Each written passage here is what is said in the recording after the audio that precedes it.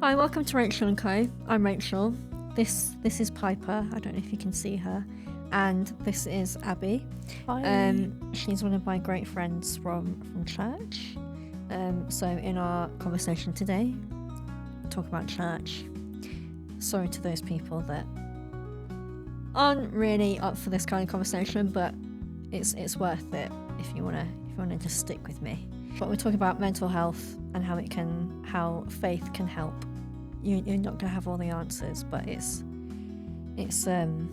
can change your life.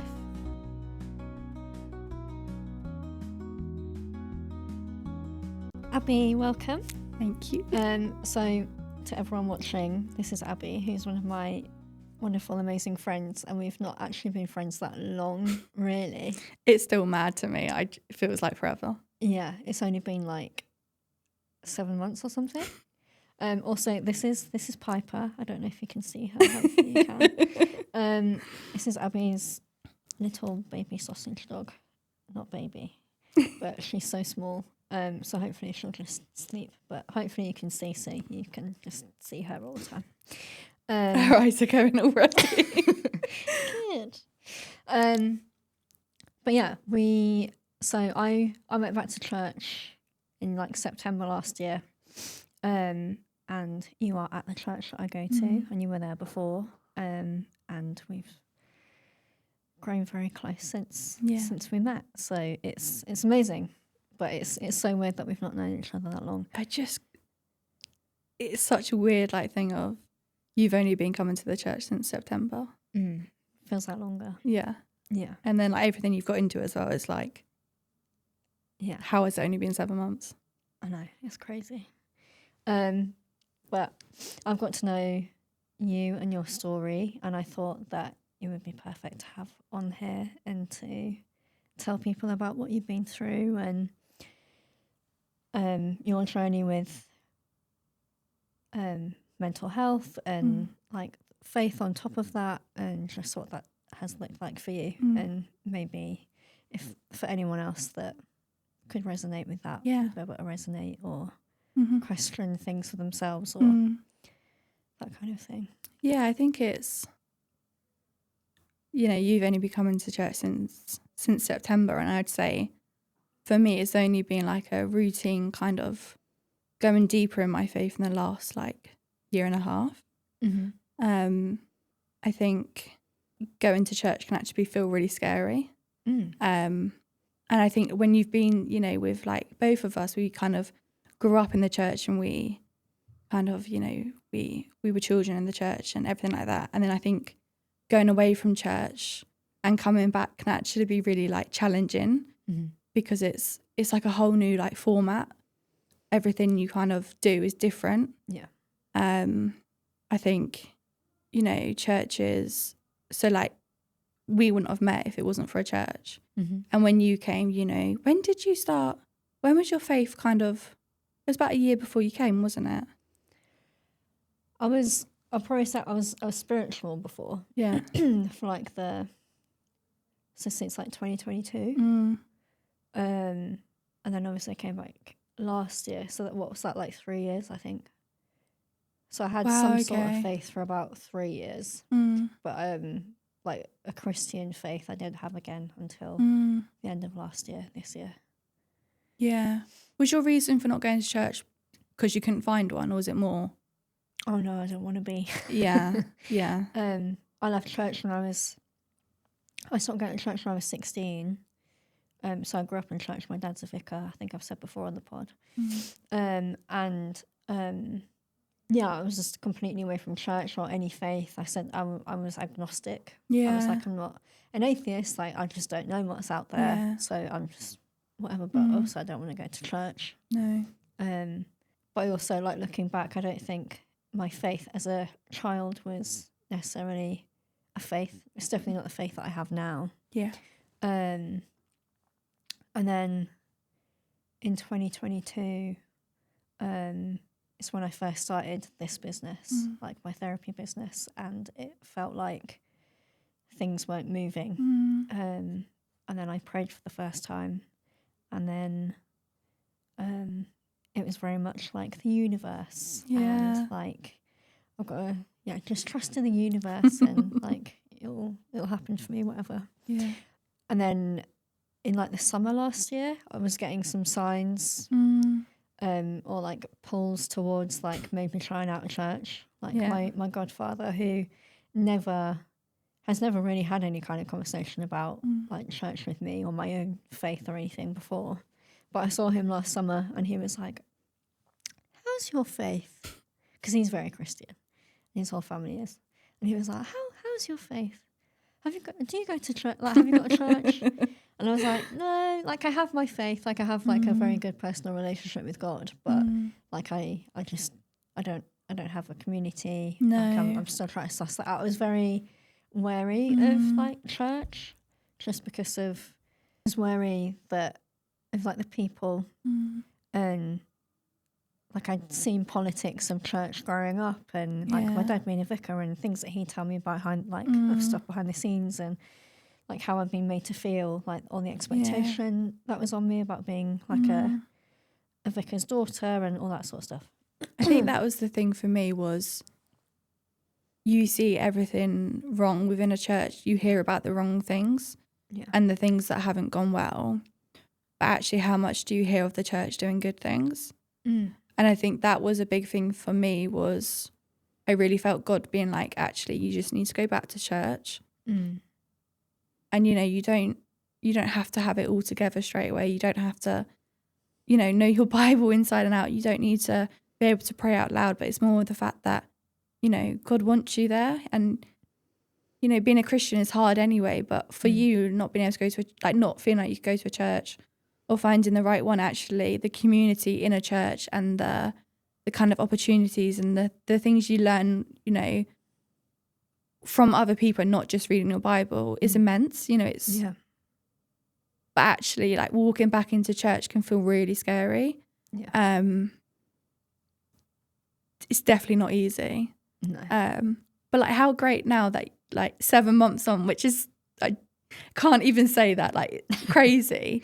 how like your faith has changed, but for the great, you know, and you have found, you know, friends and you have found fellowship and everything like that. What were you like?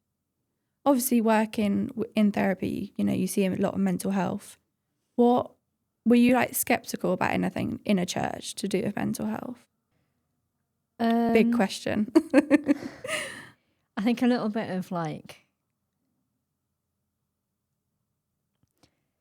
I think the thing with churches, sometimes I feel like there's a bit of a block towards like professional therapy because it's all about like putting your trust in God and praying and like the community, and it's about fellowship and like it's all very internalized, as in like just within the internal system of church is where you get all your help from.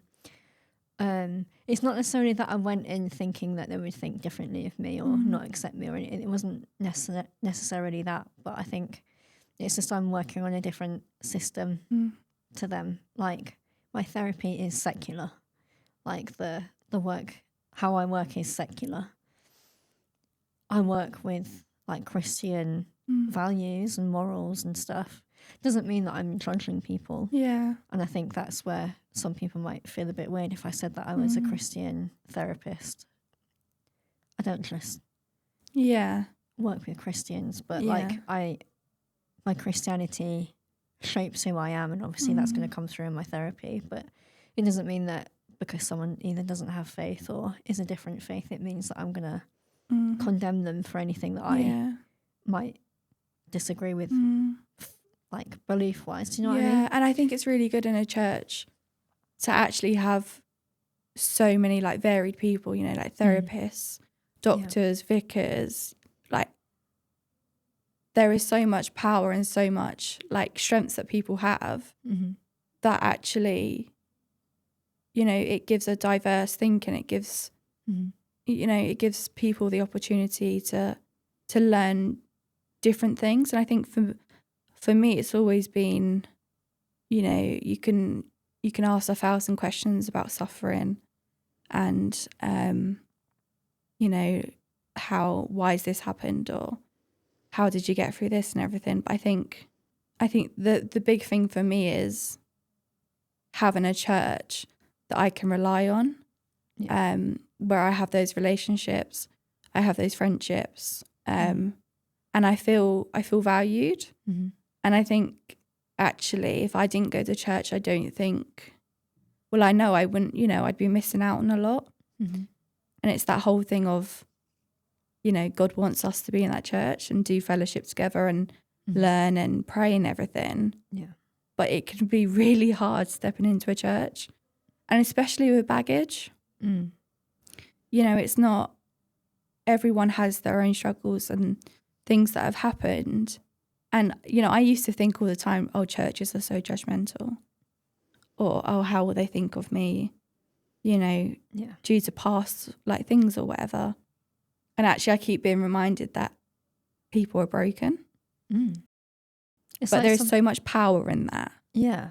Like there was something that someone said in the last couple of months. I think they said that I'm going to butcher the phrase. I can't remember exactly what it was, but it said that church was like a hospital for sinners, and that sinning doesn't mean that that's a judgmental, you're a bad person. It's not. I think there's a lot of words that in general, and I've definitely been guilty of that, where you take these words that are kind of within faith, and you kind of twist them into something else, or it feels like they've been twisted into something else. But when we say sinners, it's not a bad thing. It's kind of people away from Christ, isn't it? Not knowing Christ. Yeah, it's just it's doing things that aren't healthy, aren't good for us, whether that's physically, mentally, spiritually, whatever. And that's all that is. So yeah, the church is a hospital for sinners. Everyone is coming with something, big and small, overtly or discreetly or whatever. No, exactly. So it's everyone has something. So it's not going and thinking that you have to be perfect, because you don't. No. And it's the same. Yeah. Even if you're watching, yeah, and you're not a Christian, it's going into the world and accepting that you're not perfect. No, and that's okay. And I think it's that thing of it feels threatening. It feels like you're scared to be that vulnerable self because of opinions or kind of what people think. But actually, I used to think very much of the judgment and everything. And for people coming back to faith or people new to faith, I think it's really, what it says about church, it's a building. Actually church is, what's the word? What do they say church is? It's not the building. What's the phrase? I can't remember, but it's the people, isn't it? Yeah. It's your relationship. It's all about relationship and community. It's not about the physical building. No. And it's that thing of actually God knows our struggles.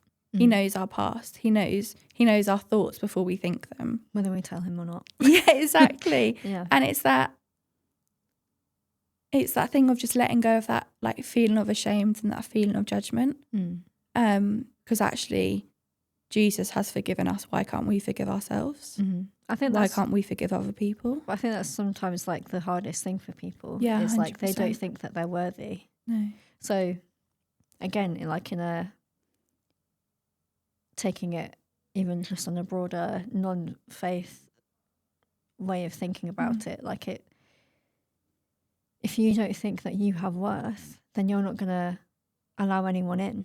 No. And it's the same with this. If you don't think that you're worth anything, then you second guess, well, why would God, who is meant to be all loving and why would he love me? I've not done anything to earn that, but it's not about that. No. And I think it's that we can ask questions and questions and questions, but actually God is so powerful we will never understand.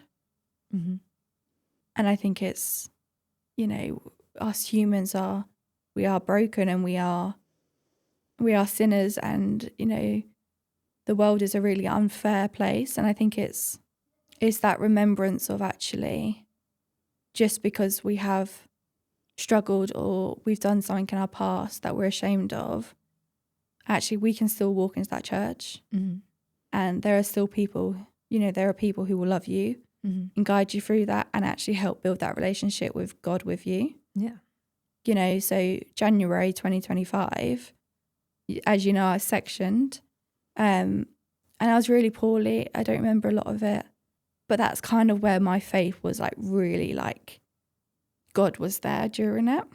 Did you feel that at the time? No, not at all. Okay. No. But when I got better and I came home, it was obvious. There were things, and there were, I had a friend who gave me a picture of me in the water, like drowning, not being able to swim up to the surface. And actually Jesus like taking his hand, putting it in the water and trying to grab mine. And it was that kind of, Jesus wants to go on this journey with you. And that remembrance of actually, we don't have to do this alone. And that brought me so much peace. Yeah. And that's something I've never been able to forget. And I don't think I ever will, because actually like you said, it's that thing of never feeling good enough. But actually Jesus says you are enough. Yeah. Have you heard the Footprints in the Sand poem? It makes me cry every time I read it. The first time I'd heard it before, but the first time I really heard it was like, it was really sad. It was at my grandma's funeral. My mum read it out because it was my grandma's favourite. And like, it's the first time that it really spoke to me. Also, picture what Abby just said. Like, it's like an image, like someone getting an image of something, like almost like a dream, sort of like a that's what picture means. Yeah. Anyway, just sidebar. The Footprints in the Sand poem is basically like a person kind of saying like, God, I can see like 2 pairs of footprints in the sand when everything is going well. Like I can see both of them, so I know that you're with me. But then when I'm like really, really struggling, there's only one. Like, why aren't you with me? And then like God says like, oh no, they're my footprints and I'm carrying you. And like, yeah, I know, literally goosebumps. Yeah, like it's just, it's so powerful. Yeah. And just like knowing that he's carrying you in like the darkest times, even when it doesn't feel like it. It's like when it feels like you're in the wilderness and like you're alone and it's just dark and there's just, you can't see anyone or anything. There's no light at the end of the tunnel. Like you're just in the wild. Yeah. But you just got to like, God is there. It's just a quiet time right now. Yeah. It's that thing of building you for something. God's arms are always open, but we have to make that step to go into his arms and give him a hug. Yeah. He doesn't want this suffering. And for me, that was such a reminder.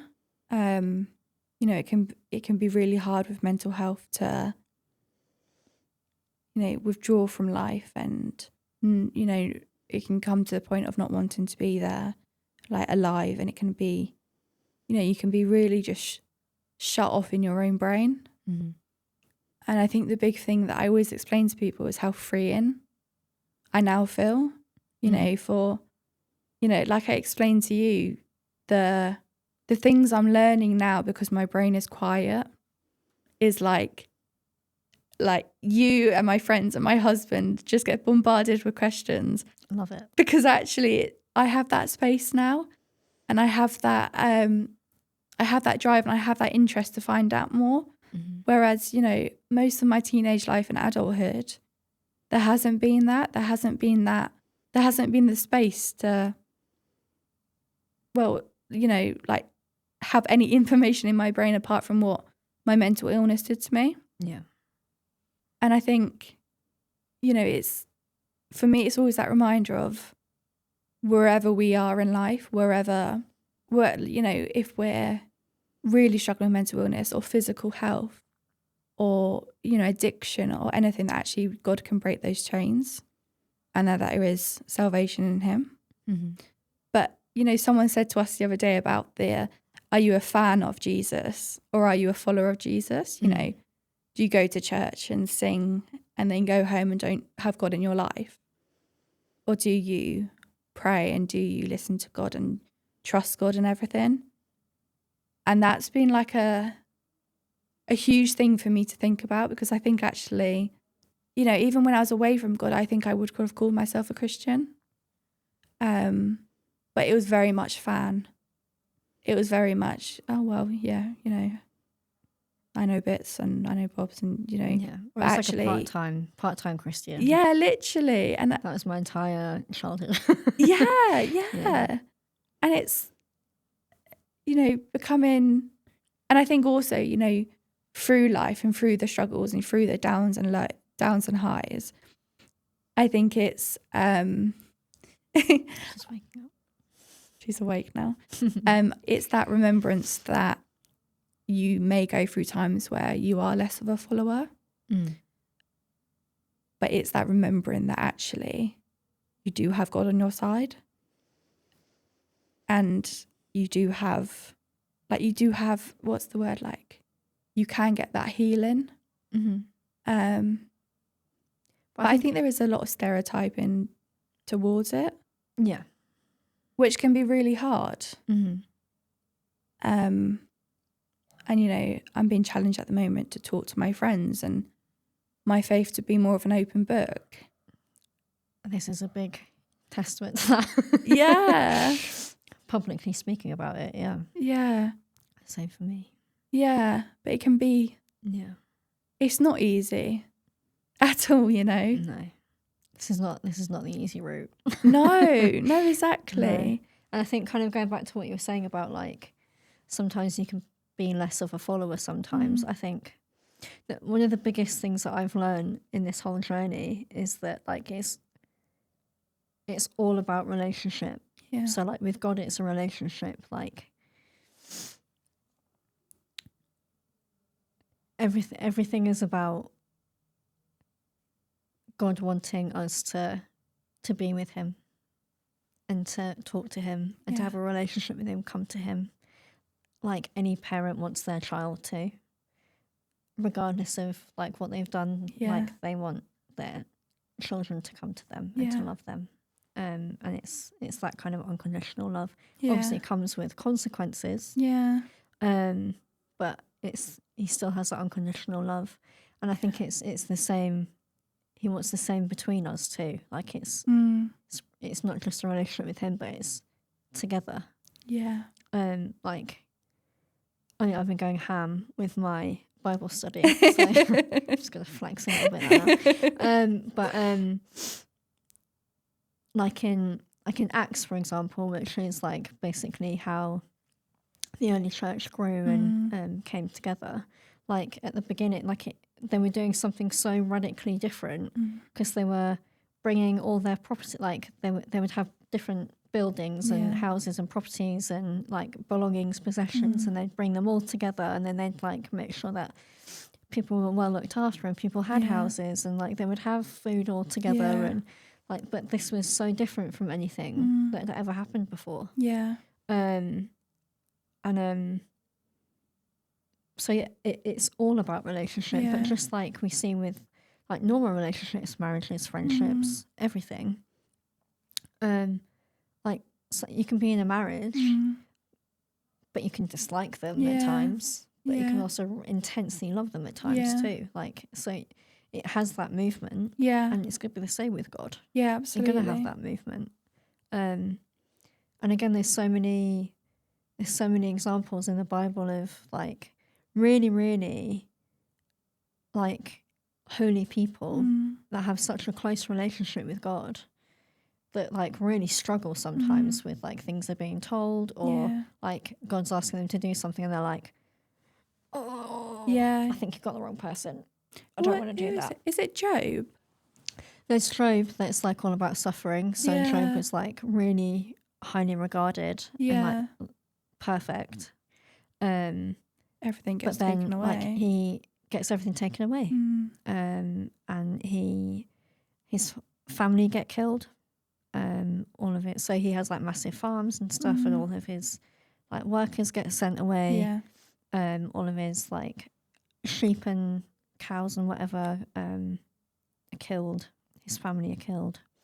And then like he has all these like boils, and like he's physically not okay either. And he's silent for 3 days. His friends come to talk to him. And they just sit with him because they're like, oh, he's really not okay. And then like the first time that Job speaks is like cursing God, like, what have I done? I curse the day that I was born. Da, da, da, da, da, da. It goes on and on and on, and it is long. And then his friends are like, well, you must have done something. And he's like, no, I didn't do anything. No. So God is unjust because I've not done anything.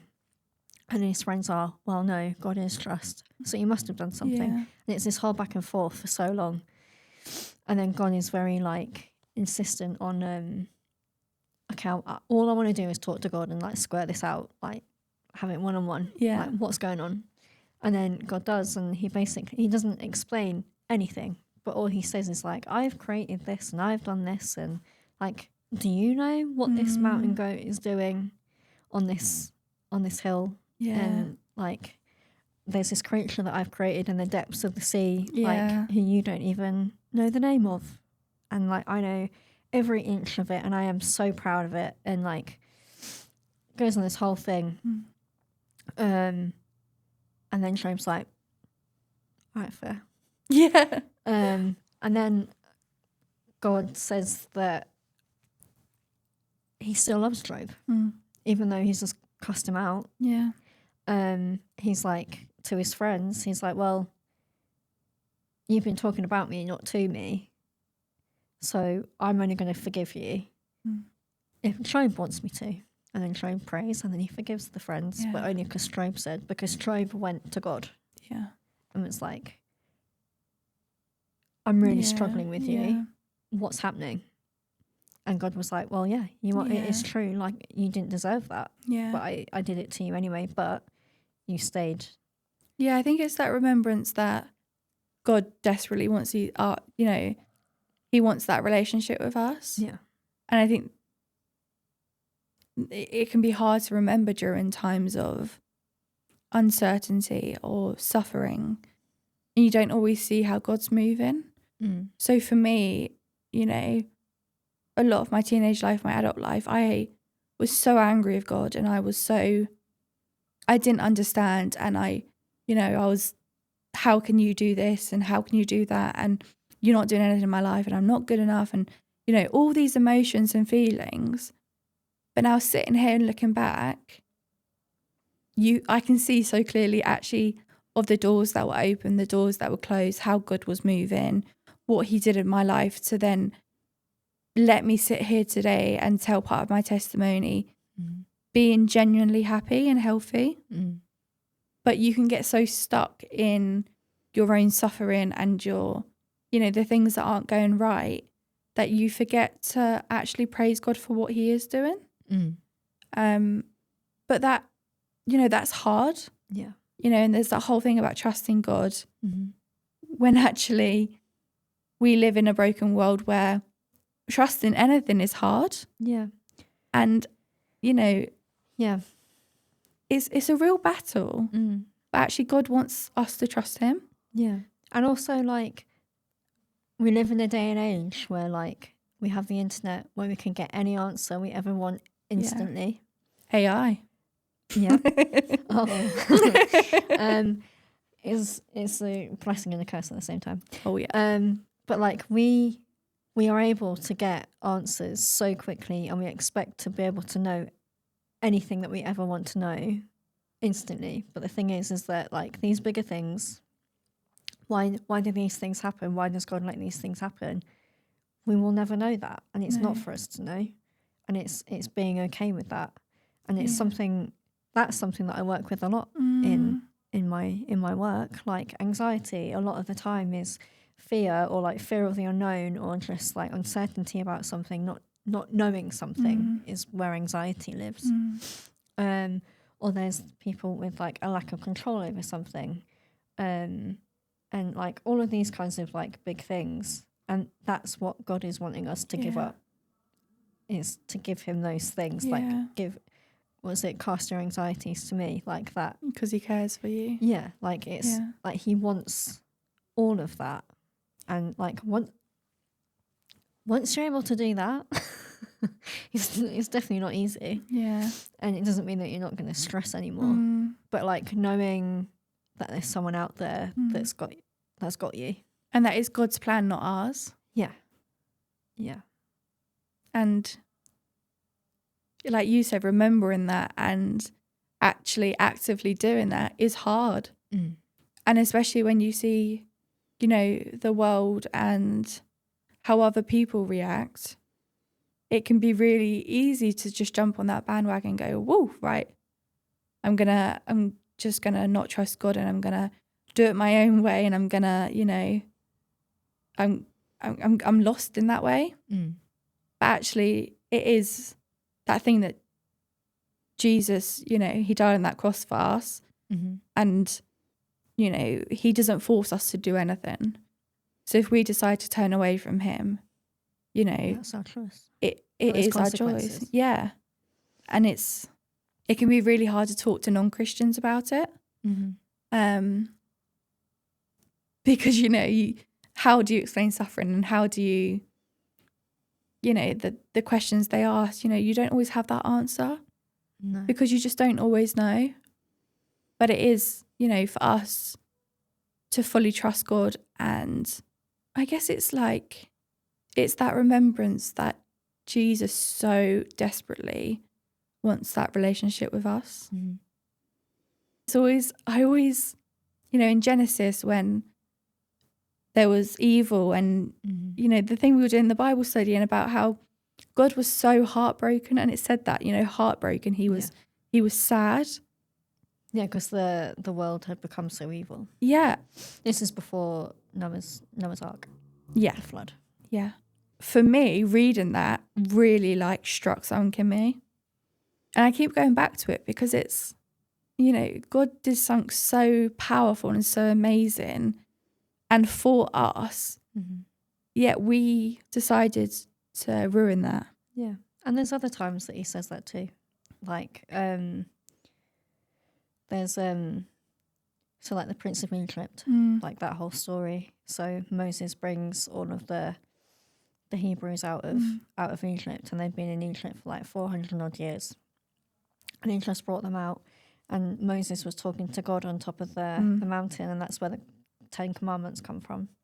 And so all the Israelites were on the bottom of the mountain, and they were like, "Oh, we want to worship something. We want to worship this God that's taken us out." But they were trying to fill in the gaps, and all they knew was of like the Egyptian gods and that kind of ways of being. And then they were trying to worship God in the wrong way. And then God was like, "My heart breaks because this isn't what I wanted for you people. No. You're doing this and all wrong. I told you not to do it that way, and you did it anyway." And I think that it's the reminder of how much God loves us. Yeah. But that can be really hard to like comprehend. Yeah, and think, how can God, who is so powerful and so loving, love someone like us who are sinners and are from a broken world? And I think that really hits me hard. And it's that, you know, every time we, you know, say something horrible about ourselves or about someone else, or the way we, you know, bash kind of God's creation, is that we're not just bashing ourselves, we're bashing what God has made. Yeah. It's like the whole is it Psalm 139? 136? 139? 136? We're gonna have to check when we get but that's all about like God knowing every single thought and action that you're gonna do or ever do, and like God creating you in your mother's womb and all that sort of stuff. And like God has created all of us exactly how we're meant to be. And I know that that's hard. That's its own thing. And I get that. I mean, I was born with a cleft palate. So knowing that God created me that way, like that's been a really big thing to try and get my head around. And I mean, I didn't for a long time. It's more recently that I've been trying to kind of suss that out.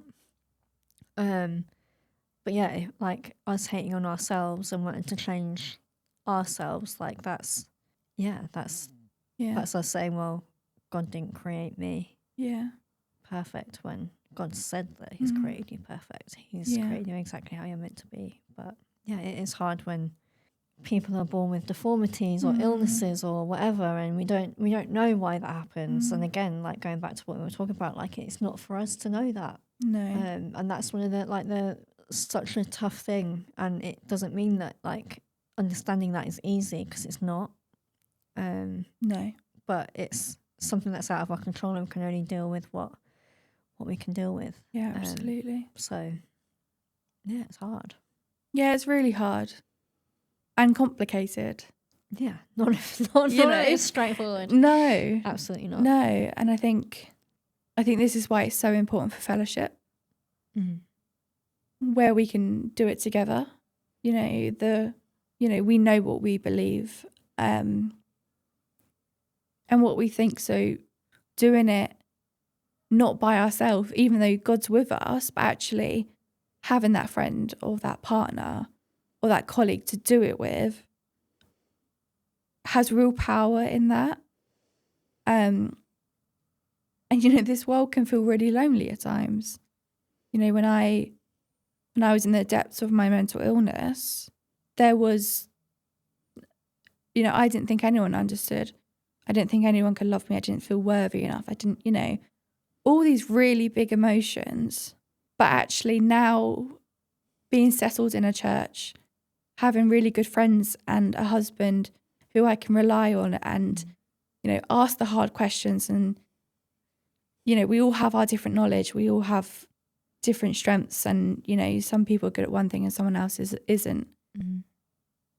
But being able to do that together, and knowing that actually there's not that judgment. We're all very much at different stages. Yeah. And I think something that I've noticed with you, which I think is amazing, like I didn't know you when you were going through all of your mental health stuff. Because only 7 months. I know. But like hearing about that and how like obviously you were isolated in the sense of like you were in your own stuff. And you weren't at home either, were you, for most of that? But now, like, who I know you as is someone that is so welcoming to everyone. And, like, you open up your house, like, we have home group at yours, and there's, like, how many of us? Like, 9 of us there. Yeah. So, like, you open up your house, you're always, like, talking to everyone and making sure everyone's okay. Can't shut me up. Like, you're doing, like... You're training you wanted to be a nurse, so that there's like so much of you that like you can easily have gone through all of that, like your journey with being isolated and everything with your mental health, and then like kind of stayed very like I need to stay in my bubble, but like you give back as much as you can, and I think it's amazing. Thank you. I think suffering can also it can make people sour. Mm-hmm. It can. It's a lot of resentment. Yeah, absolutely. And I think, like not having to go through it alone and knowing that now of being able to talk openly and, I'm very open about my story, and that's because we don't have to do it alone. And we don't have to isolate ourselves physically anymore. We don't have to, for me, it's always that reminder of Jesus walked the earth, but he didn't do it alone.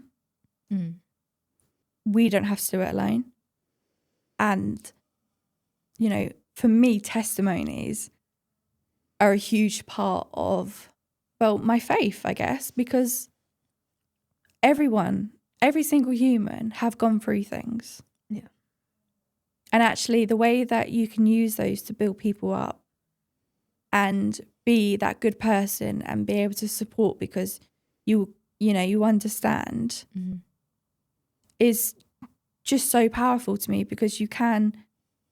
And I think for part of my journey, I did become quite sour, and I did become, this happened to me. So,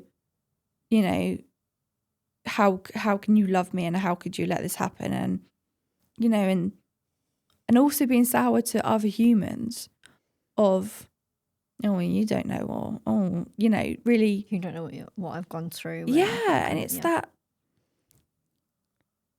that reminder of it doesn't matter. At the end of the day, Piper's gone for walkies. Being a guard dog. Piper. But yeah, back onto what we were saying earlier, suffering can really impact. It can really impact us. It does impact us. There's suffering everywhere.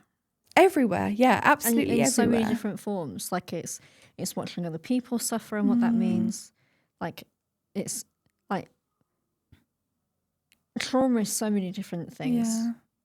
And it's not just trauma that's suffering either. Like suffering can be like what you see on the news, or it can be like not getting the job that you want. Or, like it can be disappointment. Like it can be not being in the life stage that you want to be in. Like it can be grief. It can be. It's so many different things. Yeah, because I think me and my husband have been trying for a baby for years, and it's been a real struggle. And there's been hurdles, and it hasn't been an easy path for me, not speaking on my husband's behalf, but for me, it's been very much, when the first few years when my faith wasn't that strong, there was so much anger because you see other people who have got children, and you see other people who look like they have their life together, even like people coming into church nicely dressed and really happy, and you're like, oh, I wish I had that. But I'm always remembered, we don't have a clue. It's that thing of you don't know what's behind closed doors, but it's so true. You really don't. And actually, like you said, everyone suffers. If we're aware of it or not is a different issue. But the way that and this is the other thing of God made us who we are for a reason. We need to stop chasing things that aren't us. Yeah. Because God doesn't want that. That's not what he made us for. It can be really hard because we do see things about ourselves, or, we do see someone with like a brand new car or a nice purse or whatever. And it can be really easy to get stuck into the kind of thoughts of a broken world. It can be really hard to watch other people. It can be really hard to question why God isn't doing a certain thing in your life. Yeah. I think another big thing that I've been learning about is like my will versus God's will. Yeah. So just because I want it doesn't mean that I'm meant to have it, even if it really hurts. And it can be something materialistic, or it could be something a lot bigger. So like, I don't know if I'll be able to have kids. I don't know. But also, maybe I'm not meant to. And maybe there's something else that I'm meant to do instead. And if I had kids, then I won't be able to do whatever. It's meant to be part of my story. Yeah. Or if I am meant to have kids, then I'll have them. But it's up to God whether he wants that for me. Yeah. We have our ideas, don't we? But actually it's... Yeah. And also like, just because you're a Christian, it doesn't mean that you can't have nice things either. Yeah. Like it doesn't mean that God won't allow you to be wealthy, because there's plenty of wealthy Christians out there, and there's plenty of wealthy people in the Bible, and God's given them those riches. Yeah. But it's just whether it's part of your story or not. Like God, it's trusting that God provides for you. It's one of his names. It's like he's a provider. Yeah. So, but it does come with a lot of really difficult things, and I think that's something that a lot of people struggle with when it comes to religion, whether it's religion in general or Christianity. I think it's a lot of, but I want this. Why isn't this working for me? This is hurting me. So why God clearly doesn't like me, but they also don't fully know God's character. Yeah. Or they're just really struggling with parts of the story. And it's just, we say all of this. Yeah. And it, like, we have our own struggles with it too. Yeah, absolutely. And it's so hard. And I, even like a very mature Christian, yeah, they struggle. Yeah. You Absolutely. know, we're humans. Like this doesn't come easily. No. It's hard. And you go through things which can question everything. Yeah. But it's so worth it. It's so worth it. Having Jesus by your side is the best thing. I never feel alone. No, I know. I mean, I know we said about like when you're in the wilderness and you feel dark, like you can't hear God or whatever. Then yeah, I know those parts are harder, but you know that He's with you. Yeah. Yeah. But but when you do hear God speaking, when you do hear like, and it's not always necessarily. I mean, I think some people hear Him like audibly, but I don't think I do. But like when you see Him working in your life, when you hear Him, and like you get messages or whatever, like from God, and like you just feel that warmth. Like there's no better feeling than that. No, and I think it's, you talk about the Holy Spirit, and you kind of, for me, it's how I hear from God is much more from other people hearing from God for me.